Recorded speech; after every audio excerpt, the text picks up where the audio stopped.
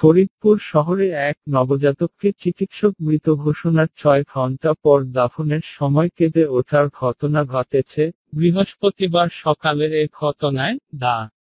Zahed Memorial শিশু হাসপাতালের বিরুদ্ধে দায়িত্বে অবহেলার অভিযোগ করেছেন নবজাতকের বাবা ফরিদপুর জেলা ক্রিকেট দলের খেলোয়াড় নাজমুল হুদা মিঠু ও তার পরিবার। শহরের আলিপুর কবরস্থানের তত্ত্বাবধায়ক আব্দুর রব বলেন, নবজাতককে বুধবার রাত ৩টার দিকে নিয়ে এলে তাদের সকালে আসার জন্য বলা হয়, তখন তারা কার্টনে রাখা নবজাতককে কবরস্থানে রেখে চলে যায়। বৃহস্পতিবার সকালে আমরা শিশুটিকে কবর দিতে গেলে নড়েচড়ে কেঁদে ওঠে, তখনই তাকে হাসপাতালে নিয়ে যাওয়া হয়। তিনি চিকিৎসককে ইঙ্গিত করে বলেন, সেবা নামে এ কেমন আচরণ? একটি জীবিত শিশুকে মৃত বলে কবরস্থানে পাঠিয়ে সারারাত ফেলে রাখা হল, এর বিচার হওয়া উচিত। নবজাতকের নানা মো. আবুল কালাম মিয়া অভিযোগ করেন।